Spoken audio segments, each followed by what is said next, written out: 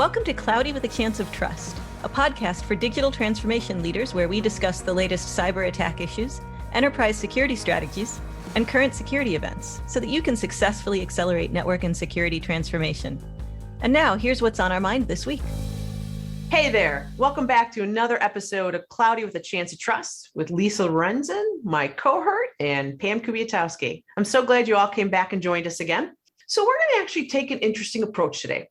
I'm going to be interviewing Lisa, and our topic today is firewalls and why are firewalls potentially the wrong way to do zero trust. As you can imagine, I have some opinions about this. Exactly. And what I'd like you to do is keep an open mind, because some of you may be going, I don't want to listen to this. We need firewalls. Just hear Lisa out. And by the end of this episode, you can decide, what do you think? Are firewalls the right or wrong way potentially to do zero trust? And spoiler, I'm not claiming we don't need firewalls. I'm claiming that applying them to this problem is maybe not the best use of them. And that's a great clarifier. So with that, Lisa, tell us, can you explain what the difference is between zero trust and a traditional firewall? Let's start there. Absolutely. The core concept of zero trust is really context-based, least privilege access. So it's the idea of using context to verify that a user is authorized to get to the resource they're requesting, and then connecting the user to the applications rather than connecting an endpoint to a network and trying to control what applications they can get to on the network. That should already start to give a hint as to the difference between a zero trust approach and a traditional firewall. If you think about the original purpose of a firewall, it was designed to be an isolation boundary between a trusted network and everything else. Firewalls kept threats out of networks by securing the network perimeter. And that was based on this castle and moat security model that relies on implicit trust. So everything inside the castle is trusted and everything outside the moat is untrusted. But this is really a little bit of an outdated model because, as we know, the users have left the castle, the applications have left the castle. We've got cloud and mobility just totally shaking up the access game. But the technology hasn't really evolved that much. Once a user is on the network inside the firewall, by default, they have all the access that a user on the network has. They can move laterally to any network assets, downstream devices, et cetera. And frankly, this allows malware and ransomware to spread. It can lead to data theft, unauthorized application access. In order to get around that, you really have to lock down the internal environment, and that can be a lot more complicated than necessary with a firewall. Another problem that has really just been brought home recently is that the firewall itself can be an attack surface. It's exposed to the internet.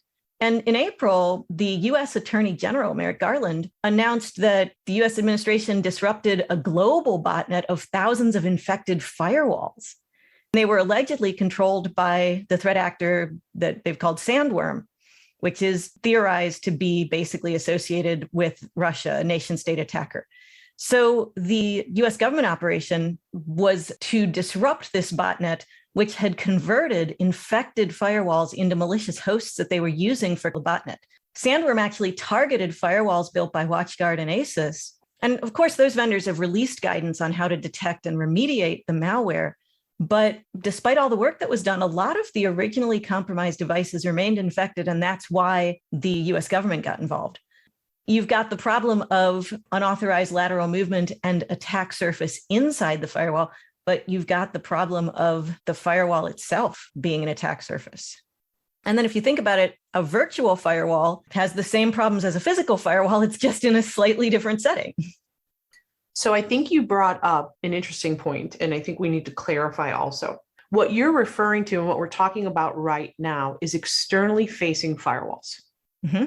A lot of organizations have firewalls internally within their networks in order to segment networks. Maybe they're segmenting off a manufacturing network or an IoT network or so forth. You had said something that sparked a memory of those internal firewalls actually having to be Swiss cheese, because you have to open all these ports up to allow users to get to applications or users to get to a manufacturing network or something. Right. And so then the question comes down to, really, are you safe with a firewall that's made of Swiss cheese? Sure, because fundamentally, a firewall is a network protection device. They are fantastic at being an isolation boundary, but you really almost want it to be a data diode. Nothing goes through it in the wrong direction. And then what does the wrong direction actually mean? If you want to block unauthorized lateral movement with a firewall, control which users can connect to what applications, you're really pushing the concept way beyond its original design scope. And some vendors have bolted on user identity. My previous employer did, but frankly, it's a bit of a wart. You end up with an incredibly complex set of policies that can be really difficult to maintain. Well, that and they become dangerous, right? Because if you can't maintain it and you lose track of it, that's where your danger begins. That makes a lot of sense, yeah. So now can you talk a little bit about implementing actually zero trust with firewalls? Because a lot of organizations try to do this. Yeah, you start to write policies, you find some way to tie identity and context into the firewall stateful inspection policies, and you end up with this really complex segmentation approach where you're, number one, applying policies on hundreds of different choke points in the network. And number two, it's kind of a monolithic approach. You need to have these firewalls and these complex policies all the way through your environment to significantly reduce any of your risk. So this was great for us when I was selling firewalls, but it meant that at the end of the day, these zero trust deployments based on identity aware firewalls, really, we rarely were able to address the full initial scope of whatever strategic initiative led us to them in the first place. And there are other challenges too. You've got the challenge of decrypting traffic at scale. More and more protected traffic is encrypted. And if you can't crack open that packet and inspect the content, you're really not necessarily able to fully protect that access. But a hardware firewall, you're limited by the scope of the hardware itself. Virtual firewalls, you have to scale them similarly. Then you've always still got the firewall itself as the attack surface. And it's kind of who watches the watchdog there. We've talked about the hardware approach, traditional hardware on the edge firewall, but let's talk a little bit about cloud firewall. A lot of organizations are moving to cloud-based firewalls, calling it, some call it next-gen firewalls. But could you talk a little bit about that world? Sure. You've got the idea of virtualizing the traditional firewall appliance and running it in a cloud hosting environment. So AWS, Azure, GCP. Or you've got the idea of taking a cloud native solution that wasn't initially focused on zero trust and adding zero trust capabilities. And in either case, you really have to think about the architecture there. If all you've done is move the location of the firewall from the data center to the cloud, the overall security model remains the same. So you've still got the same security challenges, possible scalability and performance downsides. And you could actually be expanding the problem because if you put VMs in the cloud, you have to protect those VMs. You're expanding the external attack surface.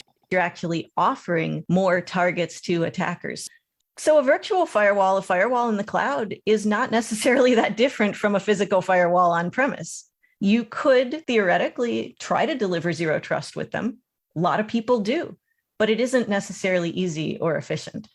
On the other hand, if you have a cloud native advanced firewall solution, that's different from just virtualizing a firewall appliance and sticking it in a cloud provider.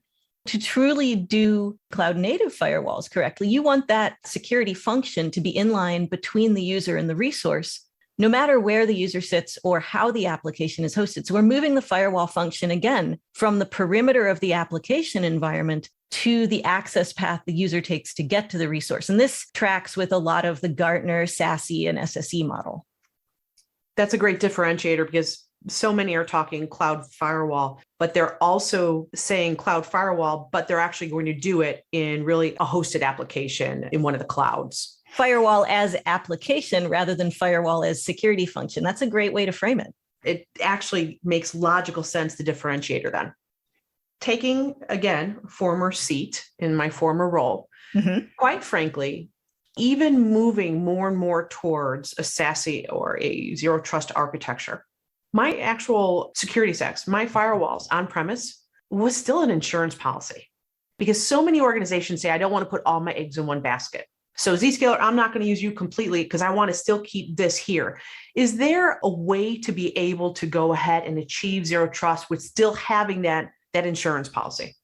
Well, I think you're talking about layered security, the defense in depth concept. it absolutely makes sense that in some environments, you're going to have firewalls and a zero trust access solution coexist because you still need, again, that isolation boundary. So I'm going to move away from the model of a perimeter firewall protecting a trusted network and that whole dichotomy of everything outside is untrusted and everything inside is trusted. And instead, I'm going to start to think about the firewall as a way to establish a boundary between two equally untrusted environments. At this point, we don't trust anything inside the firewall. We don't trust anything outside the firewall. The firewall is still there as a good isolation point, but the intelligent decision to connect a user to an application has moved up into a different abstraction layer. So it's a service rather than trying to bolt it on as a function to a network-centric security component that was never really designed to apply it. Does that make sense? That makes absolute sense. The next thing that starts to come to mind is, okay, how do you start now transitioning to really get to that zero trust exchange and deliver zero trust? Well, we can start with maybe the NIST definition. The 800-207 spec, the zero trust architecture from NIST, is one of the clearest and best government guidance documents I've ever read. It's like the beach reading of government standards. They say that zero trust is a cybersecurity paradigm focused on resource protection. And the premise is that trust is never granted implicitly, but must be continuously evaluated. Based on that definition, we want to move away from a network-centric approach to zero trust.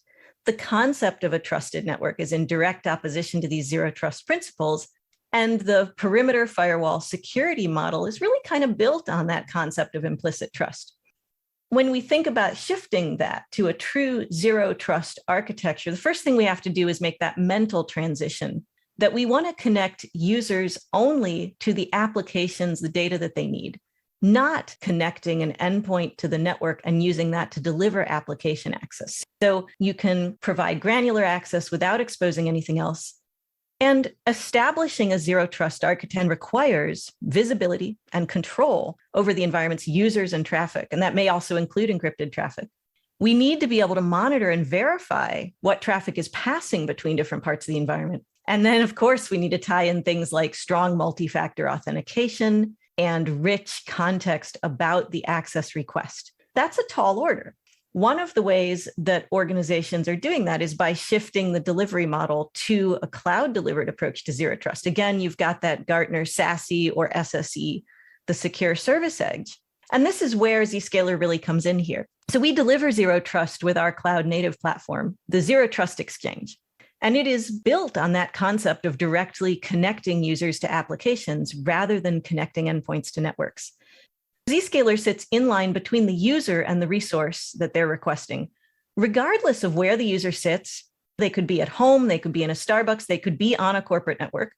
And also regardless of how the resource is hosted, it could be a private app in a data center, could be a private app on a public cloud provider, could be private data in a software as a service app. It could even be open internet access. And that's still zero trust access because you still need to protect and have visibility into that access. So across this wide range of traffic, we allow you to apply policy and context in a variety of different ways to come to an enforcement decision. And then the Zero Trust Exchange brokers the authorized connectivity to the requested resource.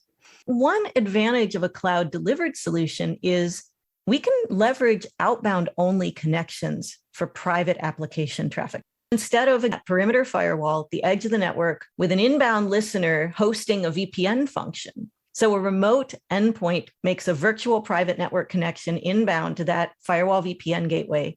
And again, not only your users, but any potential attackers, people can scan for it. We do away with all of that. So we make an outbound connection from the user to our cloud. We make an outbound connection from the application environment to our cloud. And then we stitch together those two connections and only allow authorized traffic to flow across it. And that means we can make applications invisible to potential attackers. We go beyond that, though, because not only are the resources invisible, but also the security infrastructure protecting them and controlling access to them. So that can't be discovered on the internet. This obviously reduces the external attack surface. And then you can use granular context-based policy to prevent lateral movement, to protect your traffic, inspect where it's needed, and to stop sensitive data from leaving headed for suspicious destinations. It's a completely different mindset that you start to think about how you're actually going to provide zero trust to your users.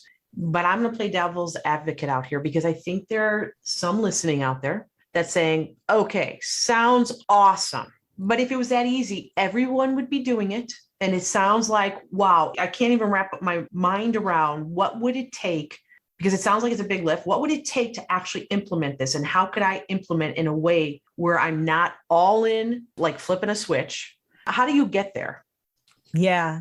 Step one is that layer 8 step, changing the mindset, being open to this new approach. But the modern approach like this to zero trust really offers much more flexibility than a traditional network-centric or firewall-based zero trust deployment. First of all, you don't have to have full visibility or full context to start implementing your zero trust solution. You can actually start by just transitioning to the cloud-delivered secure access architecture.